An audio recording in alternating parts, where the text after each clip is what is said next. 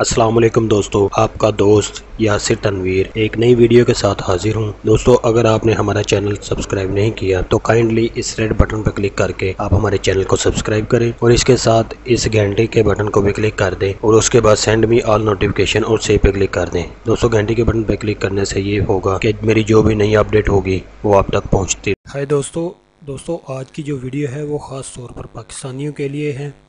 चाहे वो किसी भी कंट्री में रहते हो या पाकिस्तान में रहते हो, तो ये वीडियो पाकिस्तान में जो हमारा शनाख्ती कार्ड होता है उसके लिए है। अक्सर हम शनाख्ती कार्ड बनवा तो लेते हैं, लेकिन हमें पता नहीं होता कि शनाख्ती कार्ड हमने किस लिए बनवाया है। और इसके ऊपर जो नंबर होता है आईडी कार्ड, जिसे शनाख्ती कार्ड का नंबर कहते हैं, वो नंबर किसकी पहचान है और हम किस तरह जान सकते हैं कि आया कि ये शनाख्ती कार्ड या ये बंदे जिसका शनाख्ती कार्ड है वो किस सूबे से ताल्लुक़ रखता है, किस ज़िले से, किस तहसील से, या उसका यूनियन काउंसिल क्या है। आज की इस वीडियो में मैं आपको यही बताऊंगा। तो चलिए शुरू करते हैं।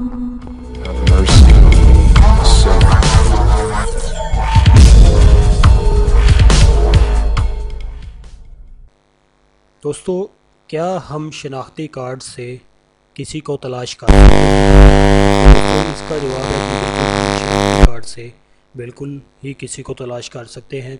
जो कि शनाख्ती कार्ड का नंबर होता है, उसकी मदद से हम किसी को भी तलाश कर सकते हैं। तो दोस्तों, जो कि शनाख्ती कार्ड में पहला लफ्ज़ होता है उसका वो जो है वो खैबर पख्तूनख्वा के लिए पहला लफ्ज़ जो होगा, अगर वहाँ पे एक लिखा होगा तो इसका मतलब है कि वो आईडी कार्ड खैबर पख्तूनख्वा से है। अगर दो लिखा होगा तो उसका मतलब है कि उसका ताल्लुक़ फाटा से है। और अगर तीन लिखा होगा तो उसका मतलब है कि उसका पंजाब से है। चार लिखा होगा तो उसका मतलब है कि उसका ताल्लुक़ सिंध से है। इसी तरह पाँच से स्टार्ट होगा तो वो बलूचिस्तान से होगा। अगर 6 से स्टार्ट होगा तो उसका मतलब है उसका पाकिस्तान से इस्लामाबाद से ताल्लुक़ है। अगर 7 से शुरू होगा तो इसका मतलब है कि ये आईडी कार्ड गिलगित बल्तिस्तान का है। दोस्तों, ये एक आईडी कार्ड नंबर है मेरे पास। 13 हिस्सों का एक आईडी कार्ड नंबर होता है इसी तरह ही। तो ये देखें दोस्तों, ये जो पहला 3 है, ये देखें दोस्तों, जो पहला लफ्ज़ होगा वो आपके सूबे को डिफ़ाइन करेगा। दूसरा जो लफ्ज़ होगा वो आपके डिवीज़न को, जैसे 3 सूबा पंजाब का था इसलिए सूबा पंजाब से आ गया। इस तरह 5 जो है वो आपके डिवीज़न को करेगा। इस तरह तीसरे नंबर पे जो होगा वो आपके ज़िले को करेगा। चौथे नंबर पे जो होगा वो आपके तहसील को करेगा। दोस्तों, अगर यहाँ पे ज़ीरो होगा, तहसील वाले कॉलम में ज़ीरो होगा, तो इसका मतलब है कि उसका ज़िला और तहसील उसकी एक ही है। इसी तरह जो लास्ट होगा वो आपकी यूनियन काउंसिल को ज़ाहिर करेगा। इसके बाद डैश के बाद ये जो 7 इनसे आते हैं, ये दोस्तों आपका ख़ानदान नंबर होता है। इस नंबर पे जो कि नादरा के पास आपकी मुकम्मल डिटेल होती है ख़ानदानी, वो इस नंबर से सेव होती है। इसके बाद दोस्तों, जो लास्ट पे ये आता है, ये आपकी जेंस को शो करता है कि ये मर्द का आईडी कार्ड है या औरत का आईडी कार्ड है।